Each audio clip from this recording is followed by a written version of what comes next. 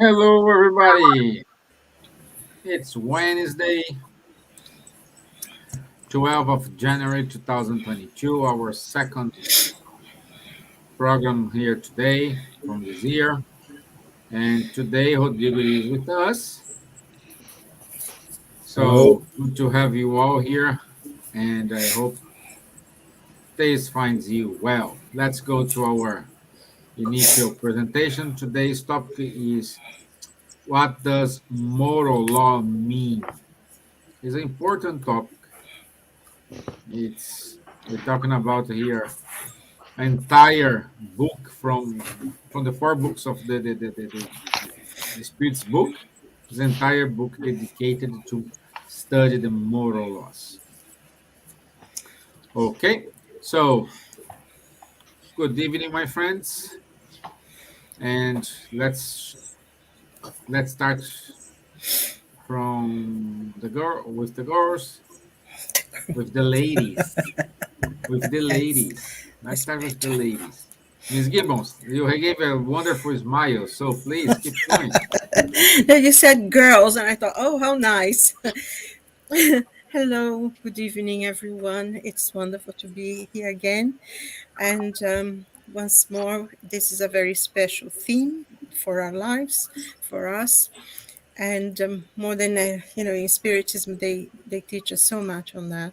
So looking forward to this and being with all of you and ask for God's grace for all of us. And boa noite a todos, ou boa tarde.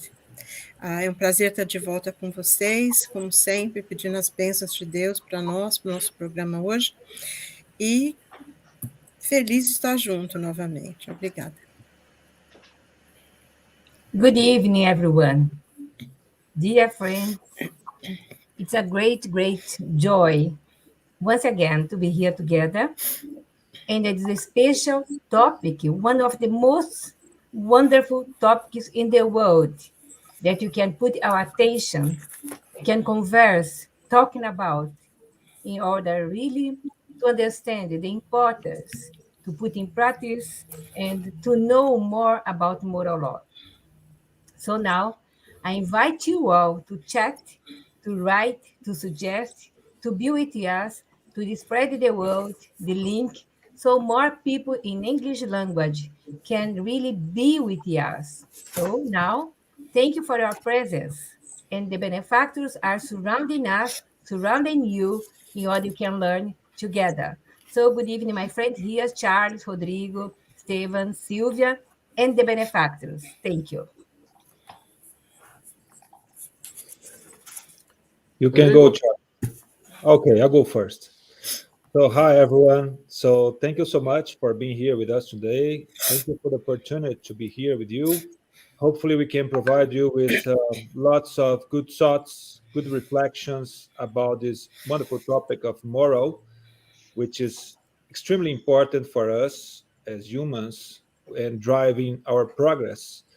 And our main, let's say, one of the topics that we need to put our main efforts in order to progress as a spirit.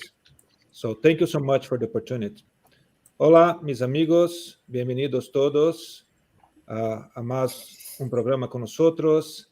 Os agradezco mucho la oportunidad de estar aquí con vosotros. Espero que poder proveer a vosotros con reflexiones, con pensamientos, para que podamos comprender las leyes morales, estas que son importantísimas para nuestro progreso en esta vida. Pues muchas gracias y os invito a todos a chatear con nosotros, a escribir, a participar con nosotros aquí, porque esto es una charla y queremos que todos participen. Muchas gracias. Bonjour à tous, bonsoir, dépendant où vous êtes dans le monde et à quelle heure vous assisterez cette vidéo.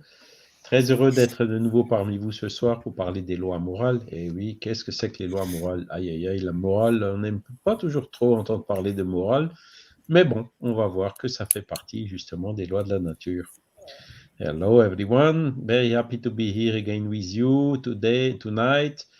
To share some thoughts about the moral laws. Not always we are happy to hear about morality and so on, But let's see. We will see that in fact it's one of the law of nature and the key to our happiness. Okay, great. Introduction done. And I will play our short video as always, and then we will start to talk about it. So let me put it here, my screen. But before the screen, I want to say good night to Antonia Rodrigues Chacon, Nancy Valente, Beatriz Guiles, Bianca Ortega, Ruben de los Santos. Muito obrigado. Okay. Thank you very much for joining us today. Thank you. So let me put it here.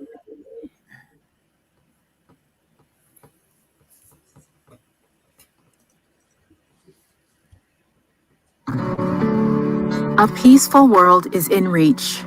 It is hard to believe, but we can do it. What a beautiful gift you bestow upon us, the gift of life. We are all evolving. We are a part of the divine and continuous progress. May I always remember to treasure this school called Earth. May always remember that all we need is love and understanding, especially in these difficult times. Lasts forever. Neither happiness nor sadness. What I need is a clear conscience that I did my best to leave this place better for our future generations. May these dark times be remembered as learning experiences.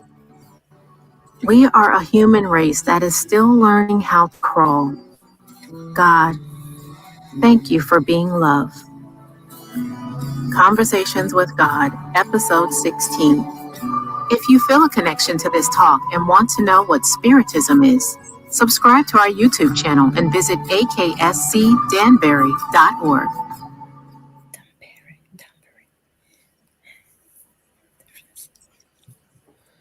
American.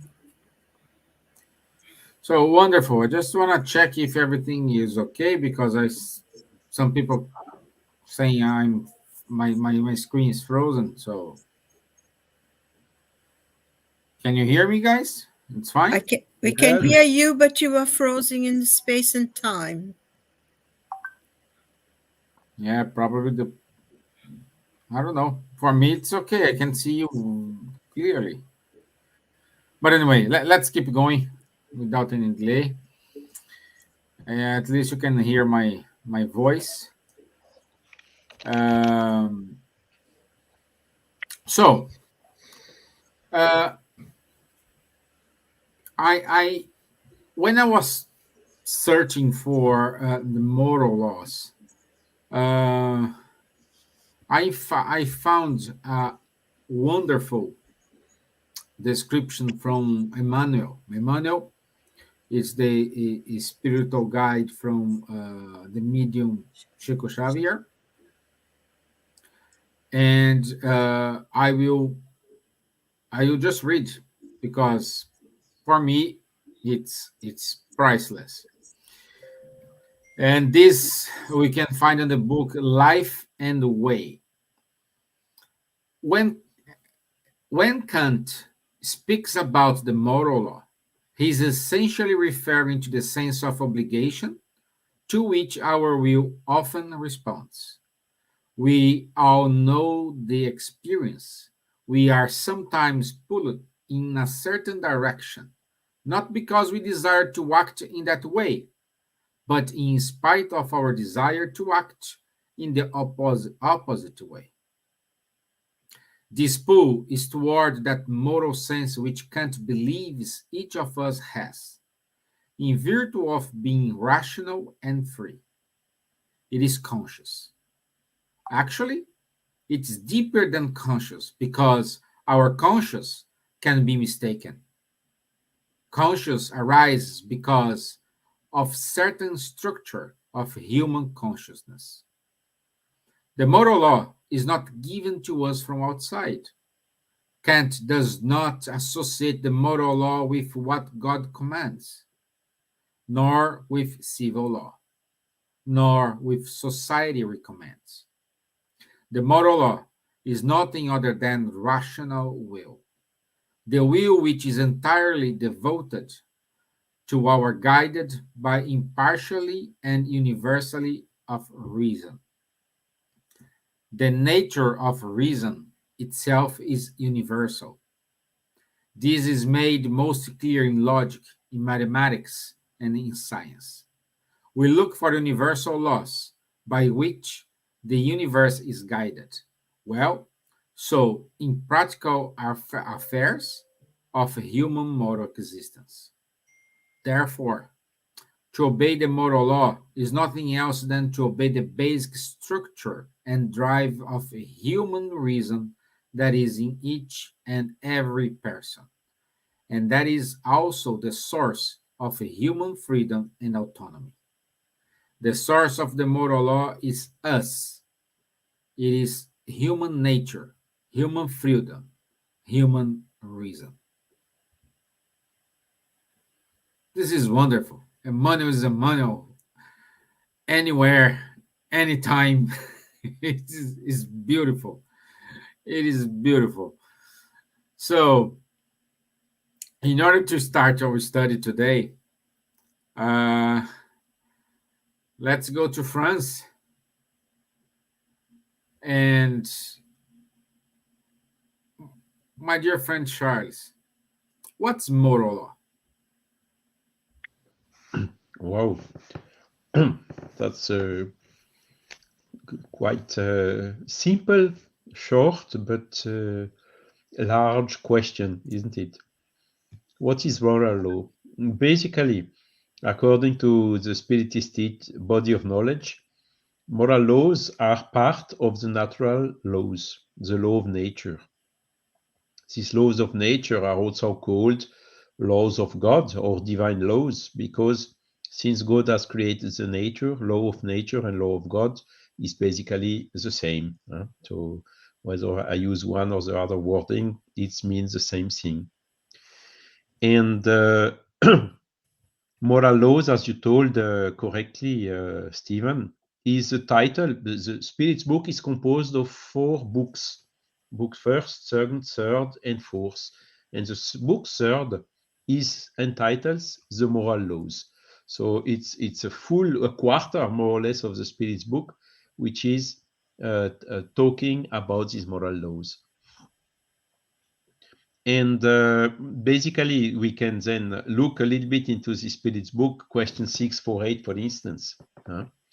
Kardec entered in, okay, it's part of the law of nature, but what more? And he's saying in the question 617, sorry, in the comment, he's saying, among the divine or natural laws, some regulate the movements and workings of inert matter. These are the physical laws, and studying them belongs to the domains of science, physics, chemical, and so on. These are then the physical laws. Other especially concerns humans and their relations with God and their fellow beings, encompassing the rules of life, of the body and the soul. And these are what are called the moral laws by Allan Kardec in the Spirit's book. So this subject is so important that he dedicated 1/4 more or less of the Spirit's book only for them. And in the question 648, he's asking, what do you think of the division of the natural law into 10 parts covering the laws of worship, labor, reproduction, preservation, destruction, society, progress, equality, liberty, and lastly, the law of justice, love, and charity. So he has somehow divided these moral laws into 10 different laws, like law of liberty, for instance, that we could develop in one of the life. I think we did already. and we could enter in details in each of those. So this shows how vast this subject is.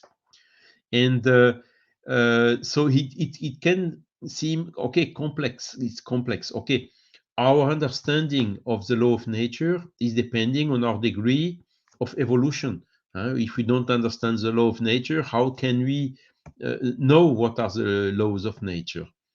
And but there is some hint Kardec is also giving in the question 621 of the Spirit's book. He's asking, where is God's law or divine law or natural laws written? And the spirits are simply answering, in the conscience. Very short answer, but which is also full of meaning. And here again, the mankind awareness and conscience is also depending on its degree of evolution. I think we told already in the past lives that the liberty, the awareness, the conscience, all these faculties are developing according to the evolution of the mankind. Today, the mankind has reached quite a significant progress, in particular for the physical things, material things, which has the physical laws, but not yet so much into the moral laws. So you see a lot of people, we still have what we so-called no morality. They have no conscience of doing things badly and so on. There are even some psychological troubles which are characterized by this unconsciousness of what the people are doing bad to other people and so on. So it is something which comes with evolution, but sooner or later it will come. And Kardec also gave, he was asking, okay, but these people who are simple, who don't yet have their awareness of the law of nature developed, how can they have an easy way to understand? For instance, do they have an example? And that is then the question 625 of the Spirit's book, which is also very well known. What is the perfect standard that God has offered us, humankind, to serve as guide and model for the moral laws? And the answer is very short, only 3 words in English, 1 word in Portuguese and 2 words in French, is look at Jesus. Jesus is really, how to say, when we look to his behavior, not all what is told about him or whatsoever, but look to the behavior, helping always the others and so on. So his example of life and of attitude, his natural leadership by serving all the people around him, including the apostles, is really an excellent example also, which can serve us as a reference for trying to comply with this moral law. In case of doubt, we could ask ourselves, what would Jesus do in my place in this situation? And that is also helping us to find the right way.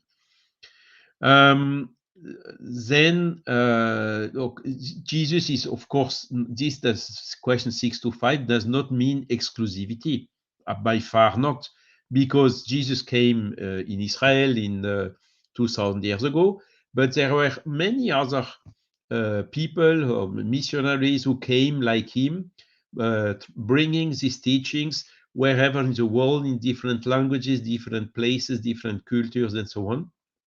And when we examine the root of these teachings, we see that there is a big consistency amongst them. And this is, again, stressing into this direction of considering that the moral laws are part of the laws of nature, because the laws of nature are the same for everyone, and they do not change along the time. They are fixed, immutable, like God himself is immutable. He does not change. Yes, so I don't know where to start, where to stop, because there is so many things to tell about this. But okay, let's try to tell a little bit more. What definition may be given for the morality? For instance, Kardec asked also in the question 629 of the Spirit's book. And the Spirits answered, morality is the rule of good conduct. In other words, it is the ability to distinguish between good and evil. It is founded on the observance of God's or natural's law. humans behave correctly, when they do everything for the good of all, and then they obey God's law. And then Kardec again asked the question, okay, but how can we distinguish between good and evil? Question 630. And look at the answer that the Spirit gave. God is everything that is everything that is in harmony with God's law, whereas evil is everything that deviates from it. Thus, doing what is good conforms to God's law, while doing evil infringes on it. In other words, the referential between good and evil is not what the Pope said or what is written in such and that book or book of spirit or what Kardec said or whatever. It is what is in harmony with the natural law. And evil is all what is not in harmony with natural laws. So the referential again is something which is universal and accepted by everyone, natural's law.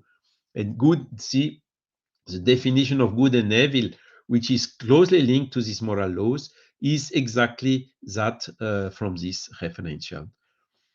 Okay, I think I will have to stop slowly but surely. So people are doing good or evil, and of course, as per the free will, the evil is coming from the free will of the humankind.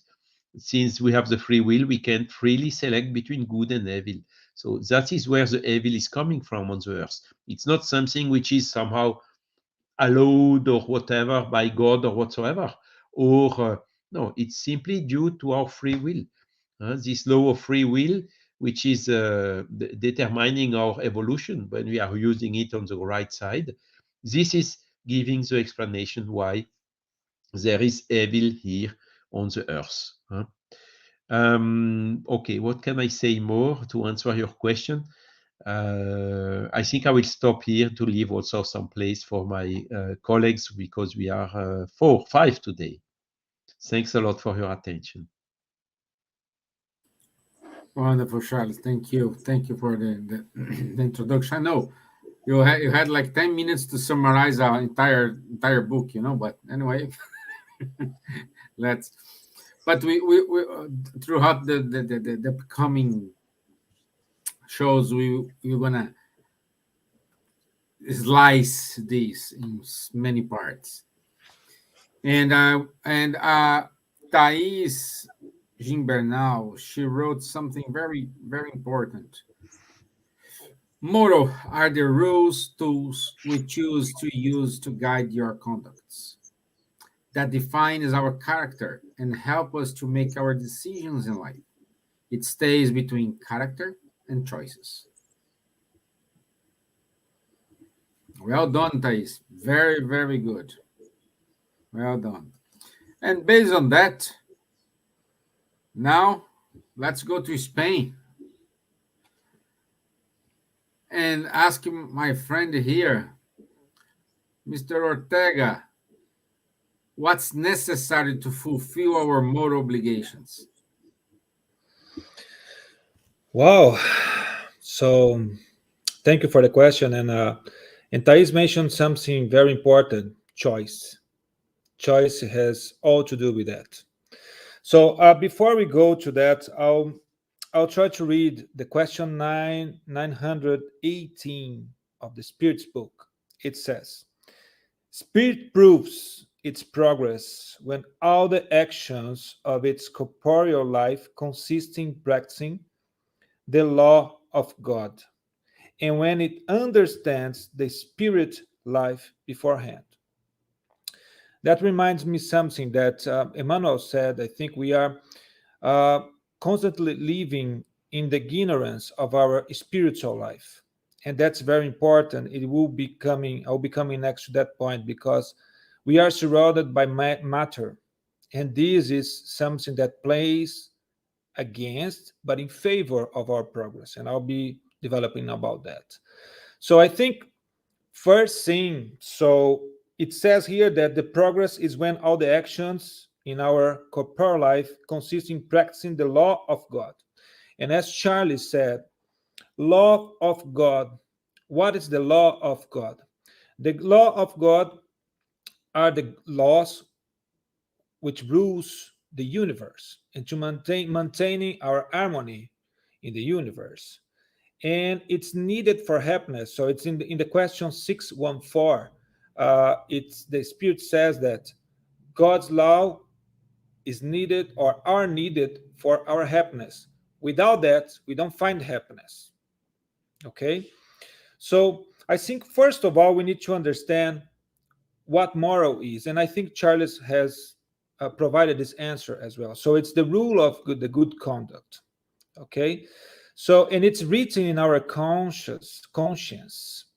But the Spirit says that we forgot and disregard it. Why?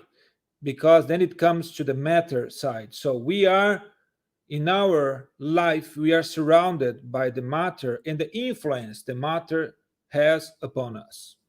And this is the proof we need to face. And the Spirit said that we need to pass through this to develop our desire or our ability to not to link to the matter, but to link to the, or to learn how to live in spirit. Okay? So matter exercises in us or influence us in our, how can I say, in our pride, in our selfishness, in our individualism. Okay? And this is a very important point, because when we go to the question 632 of the Spirit's book,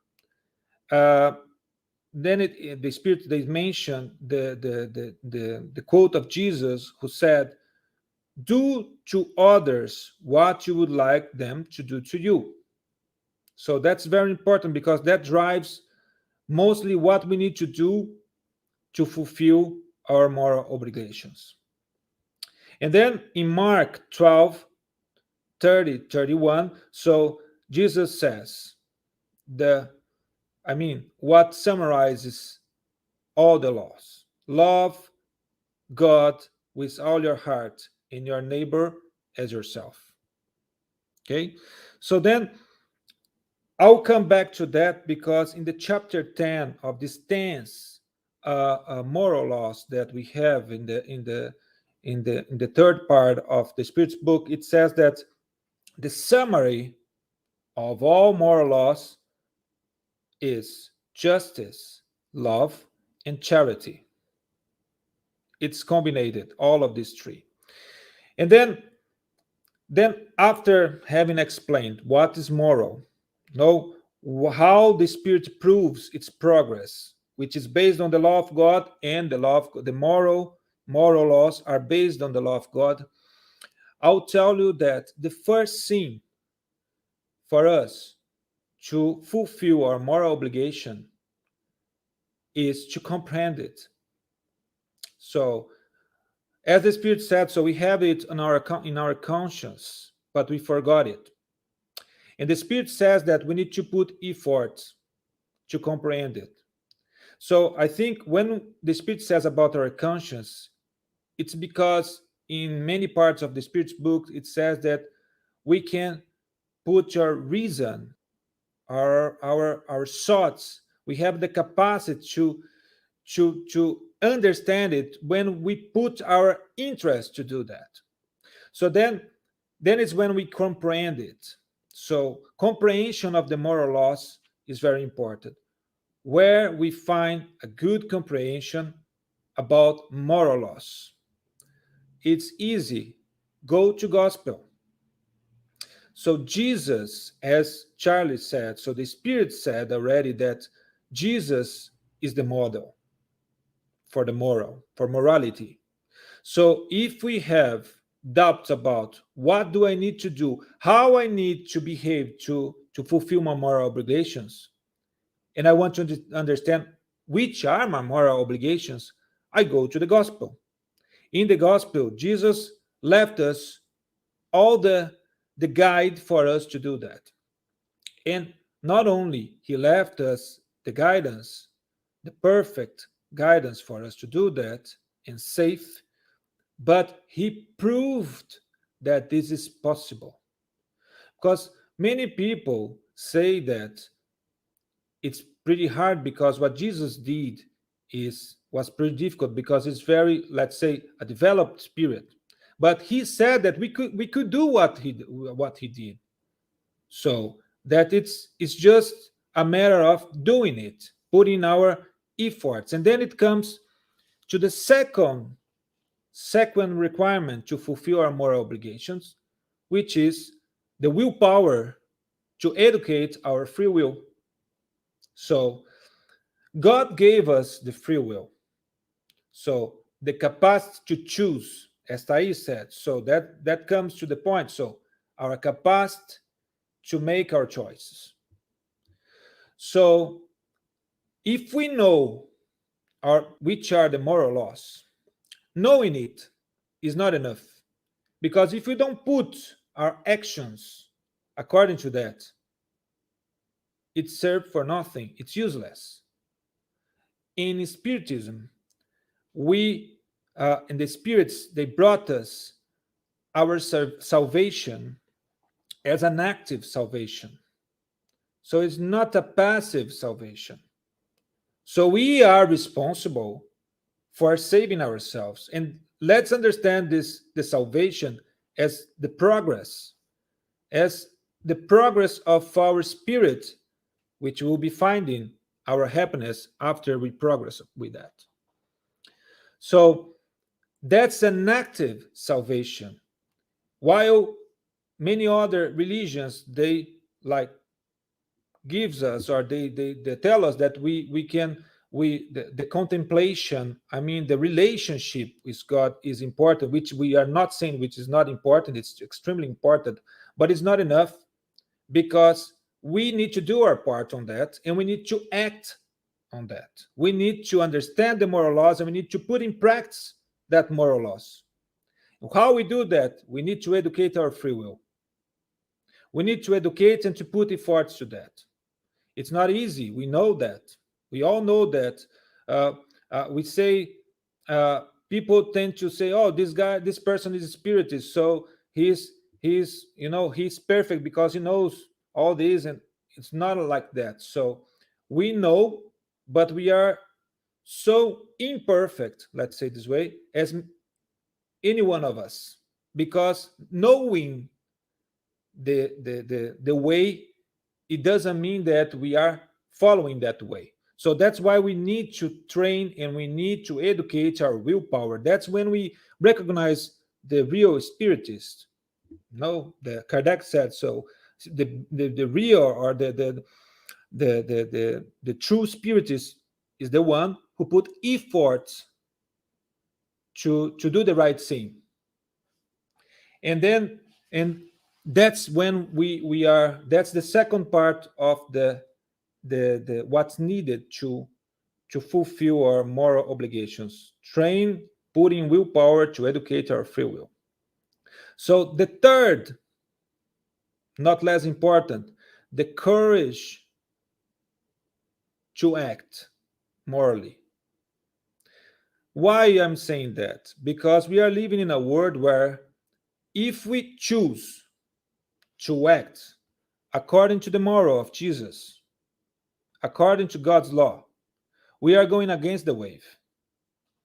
So in the stage we are currently in the world, on earth, we are not still moved to the new stage that we are going to, regeneration world. We are still proof and expiation. So we are moving, if we choose to follow the moral laws, we are moving against the wave. And that requires courage, because we will be faced in many circumstances in our life that will be, how can I say, tempted to do the opposite. That's the matter influence, which we need to put our willpower to resist to that. And that's not easy. That requires a lot of courage. So look what happened with Jesus. So it requires a lot of courage to do that. So courage, not only the action, we need to put action. And when we talk about action, it reminds me Paul, because Paul said the three virtues, the three main virtues we should have: faith, hope, and charity. So faith is important because when we have faith, we trust. We trust God. We trust we are doing the right thing. Independently of what others will be saying about that, we are doing the right thing.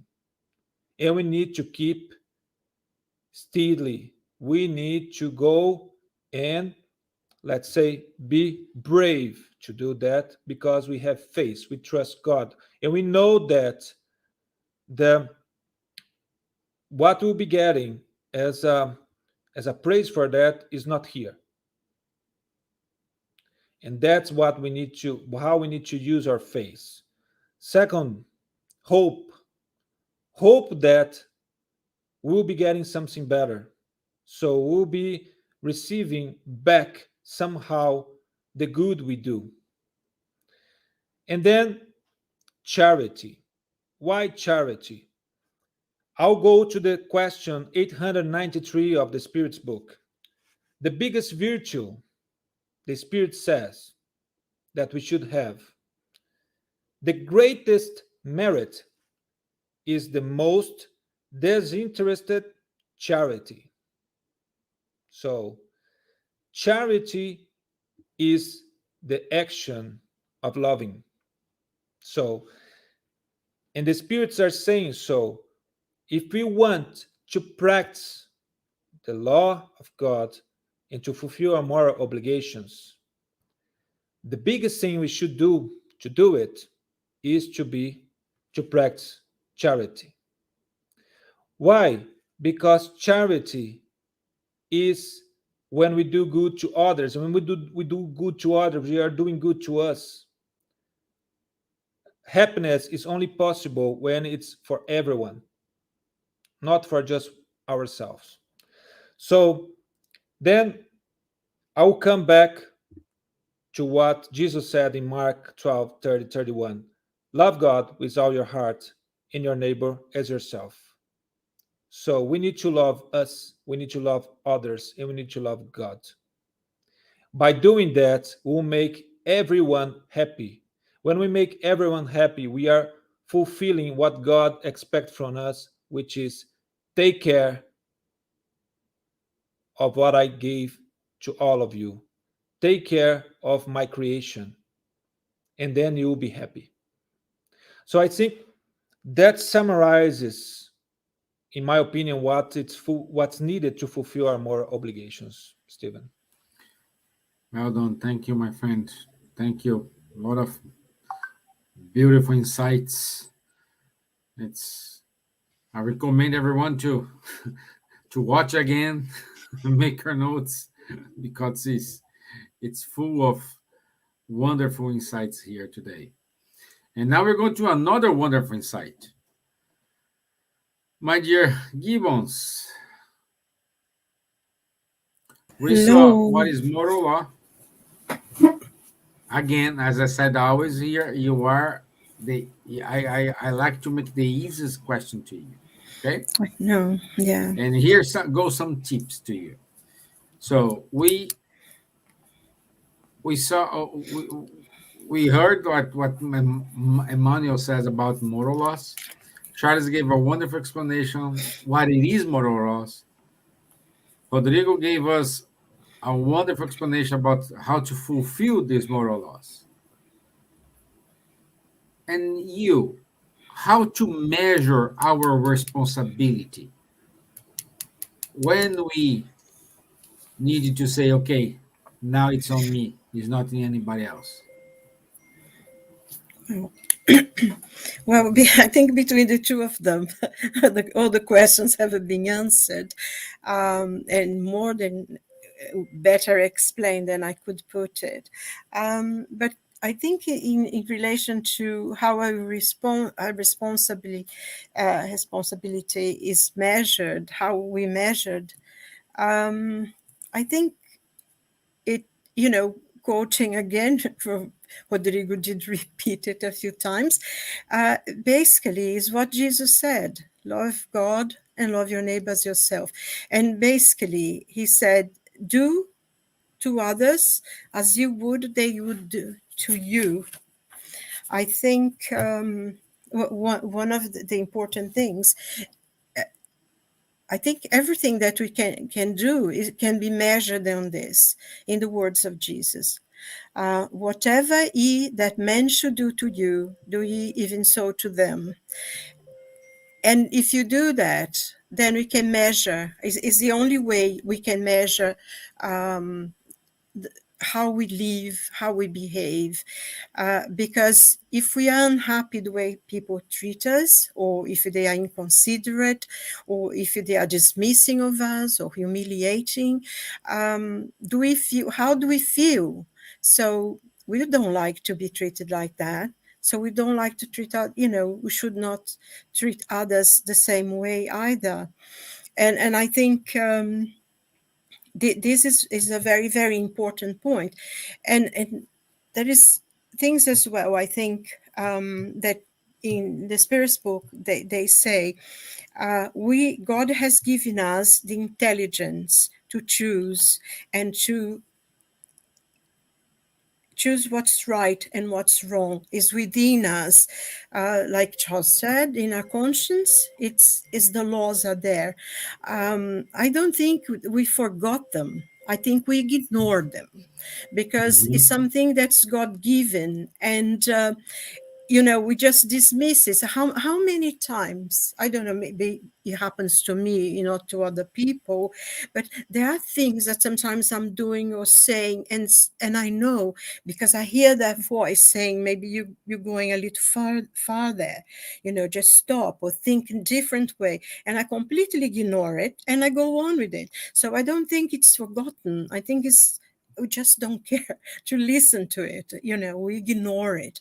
And also, I think what it says, we are made simple and ignorant in a sense that we have no knowledge. And we grow through the experience of life, going through many, many lives on earth and going to the spiritual world. There is a process of learning. And within that, we are giving within the learning that we have, we are giving the opportunity to make the choices. And sometimes we make choices because we are willing to do that. I think in one of the questions, can't remember exactly now, I think it was 632, when he says, but man, I failed. And I think Charles mentioned it as well. Men are failing and they make mistakes, and more or less says, can't we forgive them, and why God made them the way they are? And I think the answer from the Spirit is so clear, so objective, and there is no, maybe they said that, or maybe there is no room for interpretation, because it's very concise and objective. And it says, God made us simple and ignorant to learn, and God has given us intelligence to make the choice. So when we make wrong choices, it's because we're willing to make the wrong choices. It's not on God's, it's our own choice. And I think this, one of the beautiful things about this and about God giving us free will to choose, because I think ultimately we don't have free will as such, because no matter how long does it take, there is only one path to go. It's the path towards God. I think there is one of the questions in the Spirit's book that they ask, all men will be enlightened? And the answer from the Spirit is like always, one, it's your destiny. It's your destiny. You cannot avoid it. And within this, we have a free will to do this and to do that. But eventually, we have to go in the path of God, because I think it's like the salmon. The salmon go out, they are born, they're sperm, and they're born, and they go down the river into the ocean. And they always will return to the river where they were born. to spurn again and to die or to be fished out or whatever. And I think we are like the salmon. We will go back to the source. We will have to go back to God. And the time that it takes is up to us, isn't it? If we make the good choices, we know good and evil. We know what we can do. But I think one of the wonderful things as well is that God gives us the experience, because we made a mistake. If we become aware of it, we take charge of it and we say, I'm not going to do this anymore. I am going to be different. I'm going to change, and we're going to make a difference. And that's how it is. And I think one of the things that Rodrigo said as well is that helping people is the way to do it. It's when we make the people around us happy, we'll be happy, because other people, we cannot be happy, we cannot be contented if everyone around us is miserable. That's why I think the question of being making the life of others easy, make our lives easier and our path as well better. And it's interesting because, when you read the books of André Luiz, especially with the world, the life in the spiritual world, how many times you see people who did an act of charity, maybe because, he gives an example that he used to see people, I think every Thursday, poor people who could not afford, because he was a doctor, he was a medical doctor. And just because he wanted to show people that he was doing some good, and he used to see poor people in his surgery every Thursday or something. But then you see, when he goes into the spiritual world, he meets someone who is there. I think it's a lady, and she used to come to him, and he saw her, he helped her, he gave her medicine and everything. And when she went to the spiritual world, she used to pray for him, for that doctor who helped her. And I think sometimes he had no idea, but that her prayers helped him when he was lost. It was one of the things that gave the sustenance to him to go on. And I think sometimes that's what the consequence, when we do good, our path is cleared because people are praying for us, are giving us opportunities. So I think, our path is light. Our path is going to meet God. And our responsibility is measured by the way we treat others. And be grateful, actually, as well. I'm just finalizing now, Elsa. I don't want to go on too long. But just be grateful for our life, grateful for the experiences. Sometimes, there are things that happen in our lives that are very hard, very painful, very difficult. We have to face many, many problems and obstacles, but those are the richest time of our lives. It's when we learn the most. It's when we enrich ourselves, because with that comes learning. And I think to be grateful to God and to be grateful to all the people that are put in our path, those who make our lives harder and those who help us, and to be grateful for everything. And I think that's how we measure by what we do to others and how grateful we are. Like the blind, the lepers, the story of Jesus with the 10 lepers. And then they far away, they screamed, they called Jesus and said, please, Lord, please, Rabbi, if you can help us, if you want, you can heal us. And he said, I do want it. And you are healed. And then he says, go and show yourself to the priest. And from the 10 people, only one comes back. And I think he was a Samaritan. He comes back and says to Jesus, thank you. You helped me. I want to follow. And he said, no, go to your family, And I think to be that one who comes back and say, thank you, Jesus, and thank you, God, and thank you, whoever it is, and make sure that we always say how much we love people around us and how much their friendship is worthy and how much we care to have them in our lives. That's it. Sorry, I think I went on a bit too long. I think Stevan está no mute. No, yeah. Yeah, so... We can't see you, though. Yeah, you're not frozen anymore. While we were talking, I was trying to fix that, but I couldn't. But anyway, at least you can hear me. So we have some points here. By the way, Silvia, thank you very much for call us for our responsibility. And our friend here, Juan Pablo, he's saying we are spiritists because deep down we are the most needed.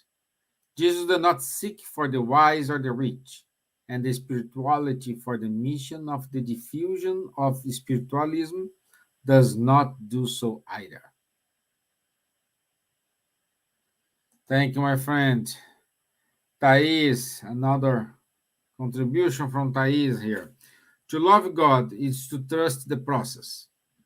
To love ourselves is to accept who we are and be truly happy with that.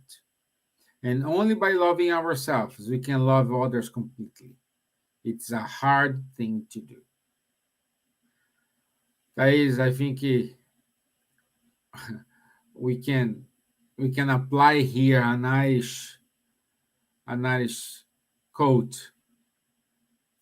We cannot make an omelette without breaking the eggs. So if you want an omelette, we need to break the eggs. It's hard to do, but you are completely right. We need to trust God. We need to love ourselves. We need to accept the challenges and fulfill our body bad inclinations, and get rid of this. Talking about bad inclinations, my dear Elsa, what are the characteristics of a good man?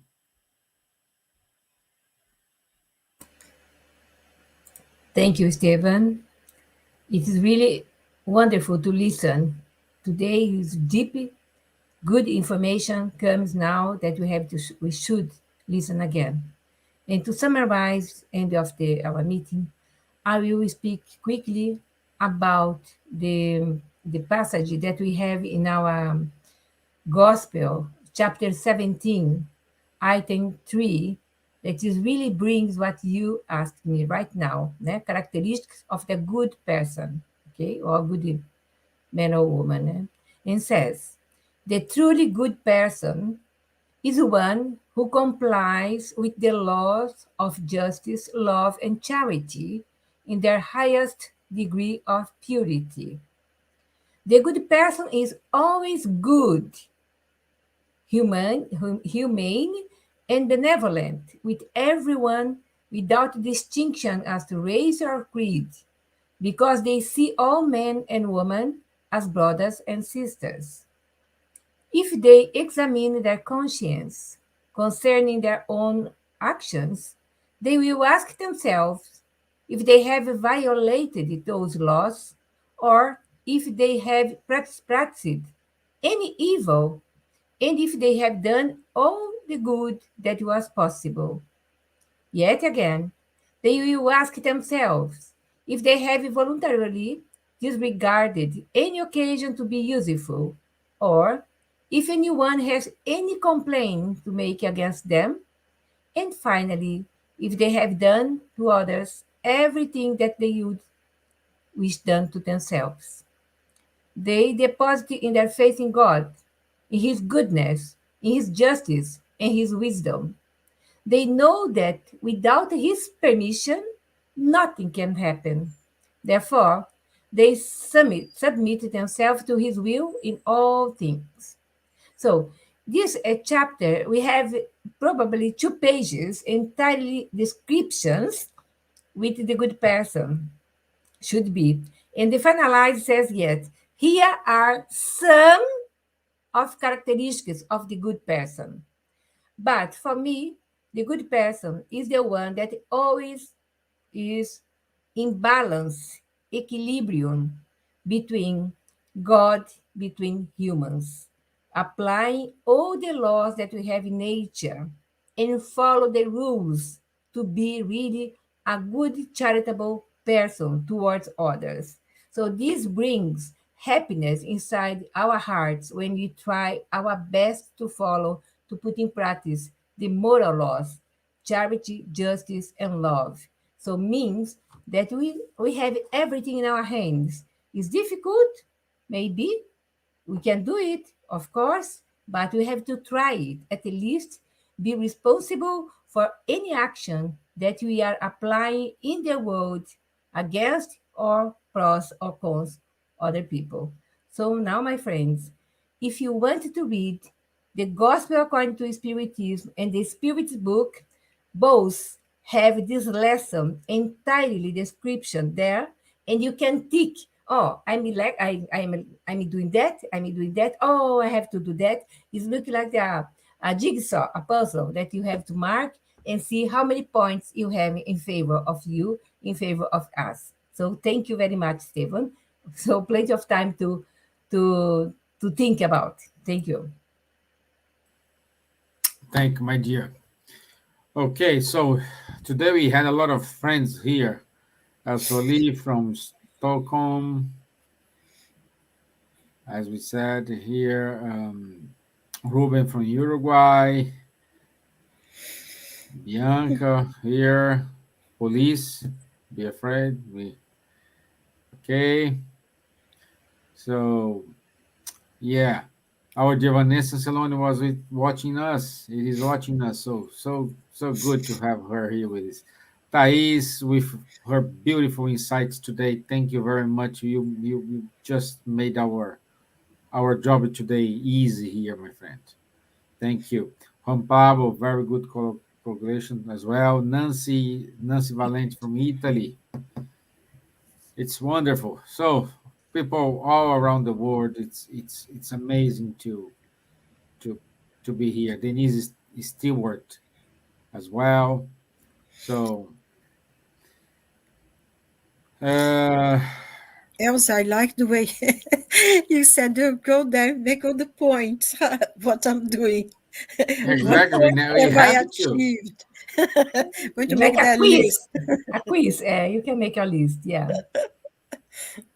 Yeah. That's a good one. Okay, so go to our announcements and put it here.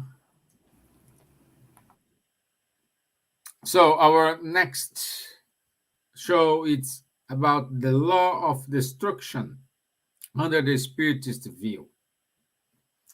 It's next Wednesday, 19th of January at 9 p.m. London time. On every 2 weeks on Tuesdays, we have Time to Talk show, conversations on mediumship with Guilherme Dias and Rafael Caldas. It's a wonderful show, and you cannot miss it as well. And that's a brand new show. It's a brand new like coffee break we have every Wednesday. Every Wednesday, 4 p.m. With our dear friend Munir Gariba. Is a golf break with Kardec, like 20 minutes, 30 minutes talk. Is a time to have a 15, coffee. 15 minutes. Wonderful today was 4 o'clock. It's still there. Yes. Yeah, today I was wonderful as well. Yeah. So please don't miss this. And also, pencil in your agenda. On April 2022, we will have the first World Spiritist Month. More than 40 countries united. Oh, how many? We are 37. 27, 37. 37. Okay. Nearly 40. Okay. Countries talking about spiritism, giving their contribution. And also, this will be translated into English, into Spanish, into Portuguese. So we are here to listen, everyone, in April. Okay, it's about like his entire week with explanations and presentations. Okay, and that's it for us today. I want to say thank you all for everything. Thank you for your inputs. Thank you, Bailey Homer from Florida, my friend. Thank you, Bailey. And thank you, Rodrigo. I can't wait to see you again next month with your wonderful insights as well. Mr. Kempf, be brave. Okay, Miss Gibbons, hang on there. Bye. God And Miss bless. Rossi, Thank stay you. stay up firm and Cheerio, firm there. everyone. Okay? Thank you Bye. all. Have a Thank you, nice everyone. night rest of the week. Enjoy Bonsoir à tous. your rest of the Obrigado. day. Thank you. Bye bye. Let's see. Bye. Cheerio. Ta-ta. See Thank you, you. Lucas. Bye. Bye. Bye. Bye.